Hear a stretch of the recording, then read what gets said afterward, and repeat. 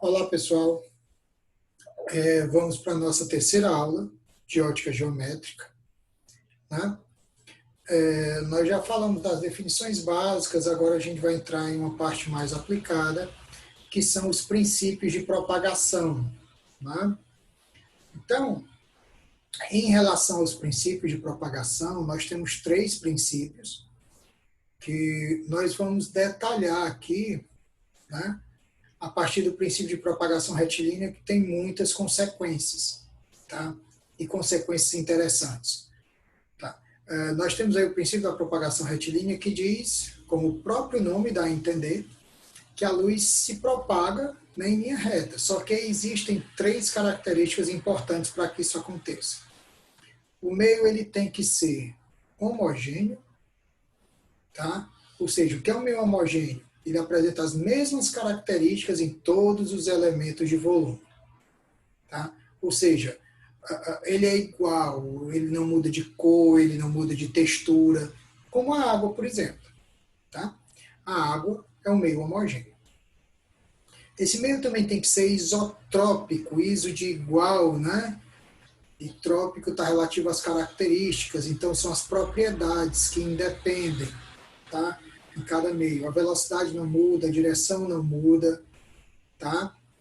E transparente. Nós temos basicamente três tipos de meios. Transparentes, onde a luz passa de um lado para o outro do meio sem perda de qualidade, vamos dizer assim, você consegue ver perfeitamente o que está do outro lado. O translúcido, você vê alguns detalhes, mas não dá para perceber exatamente a forma exata, o detalhamento da peça, como tem nesse primeiro desenho aqui. Então, o transparente, veja que nós estamos percebendo o globo exatamente como ele é. No translúcido, não, ele já ficou mais fosco, né? Você não percebe tanto detalhe. Então, aqui houve uma perda de qualidade da imagem, porque uma parte da luz foi refletida, ela não ultrapassou o meio, ou foi absorvida. Tá? E aqui, no opaco, você não tem nenhuma passagem de luz. Tá? Então, para a luz se propagar em linha reta, ele tem que ser exatamente igual em todas as características, em todo o seu volume. Né? As características da luz não se alteram ali e a luz tem que passar por completo. Então, essas são as características. E aí nós temos algumas consequências.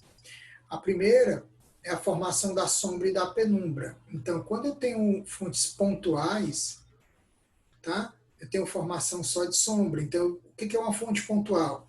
É quando o tamanho dela é muito pequeno em relação às dimensões do objeto. Ou essa distância faz com que esse elemento ele tenha uma baixa representação em relação às dimensões do objeto. Nós vamos já ver esse detalhamento quando nós falarmos do eclipse. Tá? Uma fonte extensa, não. As dimensões já são consideráveis em relação ao objeto. Então, eu tenho duas regiões, a sombra e a penumbra. Tá? As penumbras seriam uma sombra mais atenuada. Eu tenho uma parcela menor de luz que passa, em detrimento da sombra que eu não tenho praticamente nenhuma luz passando aqui. Tá? Então, o meu obstáculo, ele vai interromper a passagem de luz. Vocês vão ver que essa figura ela vai ser importante. Né? Perceba que eu tenho aqui um anteparo, um obstáculo e uma fonte de luz. Vai ser importante isso aí, porque vai refletir diretamente na questão do eclipse, tá? Que é isso que a gente vai tratar agora. Então, toda vez que acontece um eclipse, eu tenho três corpos alinhados. Essa é a condição para que o eclipse aconteça, ok? Então, nessa condição que o eclipse acontece, nós temos basicamente nós temos dois tipos de eclipse. Um é o eclipse lunar e outro é o eclipse solar. Então, nós vamos ver uma animação aí, tá? Desses eclipses acontecendo. E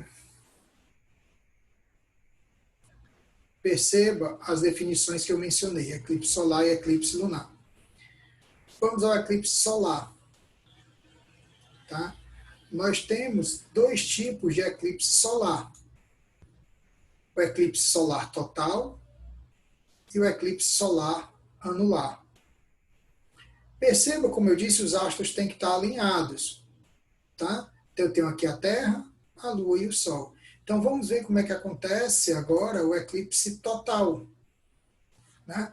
Então ocorre o eclipse total quando a Lua é o elemento, né, é o astro que fica no meio, tá? Que fica no meio, ele fica entre a Terra e o Sol, tá? Perceba, nós vamos perceber aqui um detalhe interessante. A distância aproximada para que aconteça um eclipse total é de cerca de 363 mil quilômetros, a distância entre a Lua e o centro da Terra. E perceba que as pessoas que estão nessa região aqui de sombra total, elas percebem um eclipse total, tá? Então, a parte externa da atmosfera, da estrela, permanece visível. Só os extremos, só essa coroa solar aqui, ela permanece visível, tá? Todo o resto, ele é a Lua encobre todo o restante, tá? Então perceba aí novamente, você pode abrir essa animação aí de casa, você está vendo a fonte dela aí, né? E vamos perceber um detalhe curioso com relação ao eclipse anular, tá? Se você for perceber, olha, perceba que a distância mudou. Eu tenho agora que a Lua está a uma distância maior. Então, quanto mais ela se aproxima aqui do Sol, eu vou saindo de um eclipse total, né, para um eclipse anular. Então, eu tenho uma parte do Sol que é vista, né? Eu tenho uma parte menor que é encoberta. Tá? Mas, nos dois casos, você percebe que eu tenho a Lua entre a Terra e o Sol. Tá? E agora vamos ver o eclipse lunar. Que no eclipse lunar, né, a Terra fica no meio. Perceba ainda um detalhe. Voltando aqui para o eclipse solar, perceba que, vamos colocar o eclipse total mesmo, vai servir para os dois casos, que a questão mais é a distância aí, o princípio da propagação retilínea acontecendo, ó, tá? A luz se propagando em linha reta. Aqui o meio entre a Terra e o Sol, né, é o vácuo, então é um meio transparente, é um meio homogêneo e isotrópico, então eu tenho um vácuo aqui no meio, então a luz se propaga em linha reta. Tem uma questão curiosa, que é a seguinte, essa luz poderia sofrer alguma curvatura, ou sofre alguma curvatura? Sim, por um efeito gravitacional, mas isso é uma outra história, que é assunto para outro vídeo, porque ele é um pouco mais longo, tá? De repente a gente aborde esse vídeo na disciplina de física do cotidiano, que é uma eletiva que a gente vai estar lançando. Então fique atento aí, que tem uma disciplina de física no cotidiano, onde a gente vai abordar aspectos do cotidiano. Então a gente pode, de repente, abordar o caso de quando a luz ela se curva. Tá? Isso acontece na presença de grandes campos gravitacionais, mas isso é uma outra história. Então, voltando ao eclipse lunar, perceba que, mais uma vez, a luz se propagando em linha reta. Tá? E aí eu tenho que, no movimento, né, eu tenho formação de sombra e penumbra. Então, a Lua, quando chega na penumbra, né, que é a escuridão parcial, eu tenho um eclipse parcial. Tá? Parte do satélite ainda é vista, enfim. O brilho do satélite permanece igual, é difícil ver um eclipse penumbral, isso vai depender da região em que as pessoas estão, então assim, é um eclipse um pouco mais complicado de observar. Mas quando a luz entra totalmente no cone de sombra, aí eu tenho um eclipse total. Tá? Então, quando ela entra nesse cone de sombra aqui, eu não vejo mais a luz. Tá? Então, a Terra fica no meio. Ok? Então, perceba o movimento, né? E perceba os raios, né, aqui do Sol se deslocando em linha reta. Tá? Voltando aqui ao nosso slide, outro exemplo, outra consequência é a câmara escura. Né? Como é que acontece a câmara escura? Nós já discutimos em momentos anteriores que a luz que chega aos nossos olhos é refletida. E não a luz refletida de outros meios, né? Ou a luz oriunda de uma fonte. Então, aqui no caso, eu tenho uma fonte que emite luz, chega aos olhos desse indivíduo. Só que a luz também reflete nele e entra nessa câmara aqui. E perceba que a imagem formada dele é invertida. Tá? É invertida. Isso acontece, por exemplo, nos nossos olhos. Lá na retina, que é onde se forma efetivamente a imagem, nós vemos a imagem invertida. Nós vemos, ou melhor, a imagem se forma na retina de forma invertida. Acontece exatamente isso aqui. Então nós temos uma pessoa aqui segurando uma câmara escura, que é feita com uma lata aí, e eu tenho outra aqui segurando uma vela, e a primeira vê essa vela de cabeça para baixo. Vocês podem reproduzir isso em casa, tem várias receitas na internet para você reproduzir esse experimento. Tá? E isso acontece nos olhos. Os nossos olhos, eles são, de forma resumida, uma câmara escura. Então o esquema é esse aqui. Perceba que eu tenho o objeto aqui, AB, tá? E a imagem formada. Algo que a gente pode perceber é o seguinte: quando essa distância aqui varia, porque aqui eu tenho duas coisas constantes. O objeto é a constante do problema e o tamanho da câmara é a outra constante do problema. E nós temos duas variáveis, a variável independente, que é o P, e a variável dependente, que é o I. I depende de P. Então, quando eu aproximo esse objeto, I aumenta. Quando eu afasto, I diminui. E aí a gente vai representar isso matematicamente. Quando eu falei ótica geométrica lá no começo, nós falamos algumas vezes que nós iríamos precisar de geometria. Então, aí está. Eu fragmentei o meu desenho em dois triângulos. Ó. Um triângulo formado pelo objeto, né, esse AB até o orifício aqui, e um triângulo menor, que é a linha B' até o orifício. Na matemática, nós dizemos que esses dois triângulos são opostos pelo vértice. Se eles são opostos pelo vértice, eles são semelhantes. Então, O está para I, assim como P está para P', né? Então, a gente escreve isso dessa forma. Tá? E a equação resultante é essa aqui. Observe que O e P' são as constantes, então esse número de cima é constante. O valor de I depende só de P. Então, se o P aumenta, aqui, de x1 para até x2, perceba que o I diminui. Então, eu tenho essa curva aqui. Tá certo?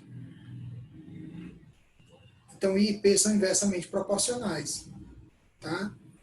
À medida que a dimensão do P, que o valor do P vai aumentando, o do I vai diminuindo. Então, elas se comportam, elas se comportam da forma como a matemática chama de grandezas inversamente proporcionais.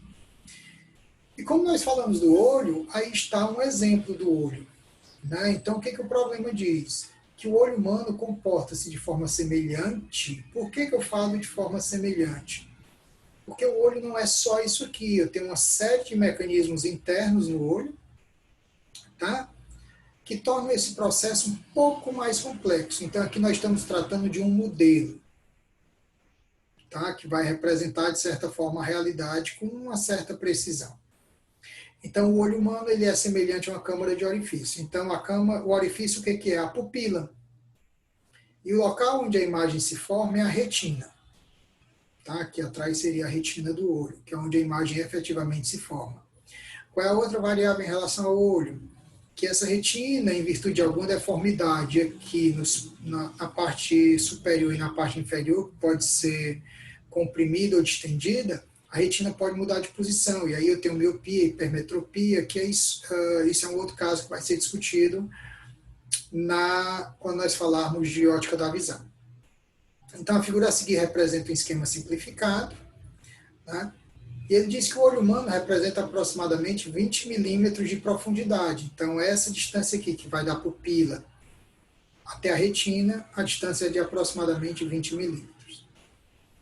Tem um objeto, que possui 8 metros de altura e está a 32 metros de distância do olho. Então, a pessoa está observando uma distância de 32 metros. Qual é o tamanho da imagenzinha que se forma aqui? Então, perceba que você tem o tamanho da câmara, que seria o x', que a gente chamou lá na equação de P', tá? Você tem o P, que aqui está representado no problema por x, eu procurei ser fiel ao detalhamento do problema, e o tamanho do objeto, O, né, que é 8 metros. Substituindo os valores, O, 8 metros, P', 20 minutos, aí algumas pessoas podem questionar, mas as unidades são diferentes, não era necessário colocar tudo no mesmo padrão? Nesse caso, não. Porque esse metro aqui, ele divide por esse, então eles se cancelam. Tá? 8 metros cancela com 32 metros. Você corta metro com metro, sobra só o milímetro, que é a unidade que sobra. 8 vezes 20, 160, por 32, 5. Então a imagem formada tem 5 milímetros. Então perceba que é um procedimento bem tranquilo, bem simples de se fazer. Tá? Outra das consequências do princípio de propagação retilínea é o eclipse, ou são as fases da Lua. Eclipse a gente já falou, são as fases da Lua. Tá? E as fases da Lua estão relacionadas à posição relativa entre a Lua e a Terra. E aí nós vamos ver uma outra animação também, que vocês podem observar de casa.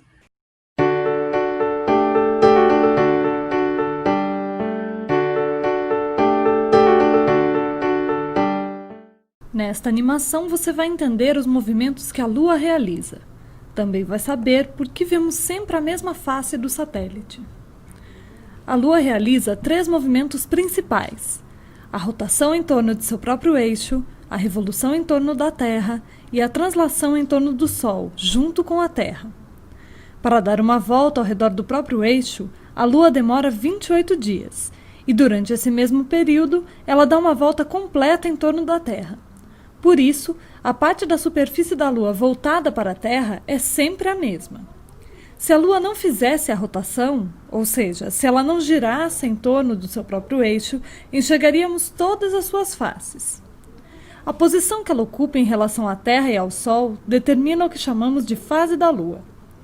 Quando a Lua se encontra entre a Terra e o Sol, não enxergamos sua parte iluminada. É a fase que conhecemos como Lua Nova. Conforme o tempo passa, a Lua se movimenta e torna-se possível enxergar da Terra uma pequena parte iluminada, que cresce gradualmente. 7 dias depois do início do ciclo, ela atinge a fase quarto crescente.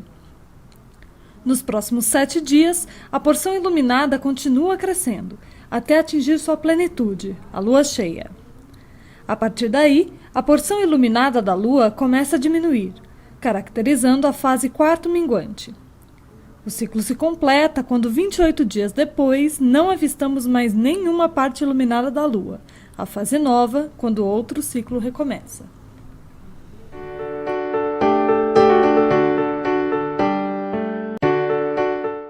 Tá? A segunda questão, o segundo princípio, né, nós acabamos já com as consequências do princípio da propagação retilínea. Um segundo princípio é a independência dos raios de luz. Né? Quando 2 raios de luz se cruzam, né, eles continuam independentes, 2 ou mais raios de luz, feixes de luz, se propagam independentemente da existência um do outro na mesma região e no mesmo instante. Então, o fato deles se cruzarem não altera em nada, não altera a velocidade, não altera a intensidade, não altera nada. Tá? Então, aqui a gente pegou a foto de um rio, onde eu tenho holofotes de um lado e de outro. Tá? E aí você consegue perceber que os raios de luz se cruzam e você não percebe nenhuma interferência a partir desse cruzamento. O princípio da reversibilidade também é bem simples de você perceber, basta você observar outra pessoa por um espelho. Então, se o A olha para o espelho e vê B, né, e vê a pessoa B, claro que olhando nos olhos, né, o B, olhando para o mesmo espelho, verá A. Né? Muito embora de repente haja uma barreira entre A e B aqui, mas se houver um espelho que liga os dois, é possível um ver o outro. Tá? Então ele coloca aqui um exemplo, um retrovisor interno de um motorista que olha um passageiro no banco de trás. Se esse retrovisor estiver apontado para o rosto da pessoa, do passageiro, o passageiro vê o motorista. E, para finalizar essa aula, vamos à questão das cores. Tá?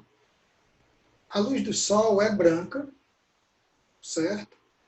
Você vê amarela ao olhar para o céu de manhã, no final da tarde, vê alaranjado, vê avermelhado, por causa de um outro fenômeno, que é a refração.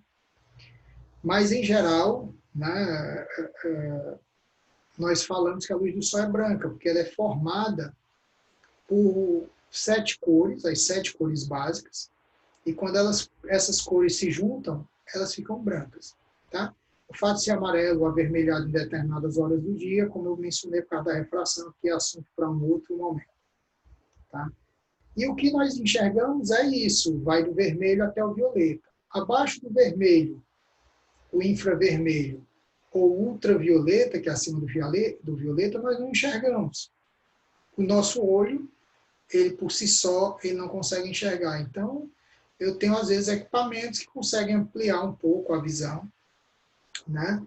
Mas, principalmente abaixo do vermelho, na visão infravermelha, mas não é o normal. Normalmente, o nosso olho observa do vermelho ao violeta. E aí, o que acontece? A percepção da cor, né, ela se dá pela junção, tá? Das cores principais ou das cores básicas. Isso vai depender de como essas cores acontecem. E aí tem um software que vocês podem consultar, um site, né, o PhET Simulations, onde você pode observar esse efeito que a gente vai mostrar agora. Então, as cores, elas são uma percepção ocular que vão depender das cores básicas ou das cores secundárias. Então, vamos ver o seguinte, aqui nós temos uma pessoa, eu ligo a lanterna, se eu colocar a luz amarela, claro, ela percebe amarelo, vermelho, roxo, né, o violeta, o azul, enfim. Tá? E eu posso criar filtros para essa luz. Né? Digamos que eu coloco luz verde, eu coloco um filtro aqui. Então, perceba que, à medida que eu altero o filtro, eu posso interromper a passagem de luz, e aí a pessoa já não percebe mais nada. Tá? Vocês podem brincar com isso aí em casa. Tá certo? Então, está aqui a luz. No caso, eu tenho uma representação mais detalhada, que está aqui o olho, e para que ele tenha a percepção, eu tenho que ter o nervo óptico ligando o olho ao cérebro. Tá? E nós temos uma representação também como partícula. A gente já discutiu essa questão da natureza da luz em outro momento, e a gente viu que a teoria ondulatória e a teoria corpuscular se complementam. Então, está aqui a luz enquanto partícula. Só que nós vamos ver agora a parte mais completa da coisa. Nós temos as 3 cores primárias, vermelho, verde e azul. E quando eu junto essas 3 cores, né? Quando eu junto as 3 cores, eu tenho o branco. Tá? Essas 3 cores juntas, elas formam o branco. E aí, o que vai acontecer? Eu começo a fazer combinações. Vamos deixar, por exemplo, só o verde e o azul. Perceba que a cor aqui, o que esse sujeito percebeu, mudou. Vamos deixar agora só o vermelho e o azul. Eu tive uma outra mudança. E vamos deixar o vermelho e o verde. Tá? Então, todas as cores que nós observamos, elas são junção de outras cores, se não forem cores primárias. Perceba que aqui o amarelo, na realidade, ele não é monocromático, ele é policromático, ele é formado do vermelho e do verde. Tá? E o branco é policromático também. Então, quando eu isolo, eu tenho luz monocromática. Então, o vermelho é uma luz monocromática. Tá? Então, essa percepção aqui passa por toda a questão cerebral do indivíduo. Se uma parte desse circuito aqui falha, ele já não enxerga. Ok? E se você, né, é aluno do Walter de Sá, então você vai lá no seu Classroom, que vai ter uma atividade sobre o assunto, tá? Resolva a atividade e até a nossa próxima aula.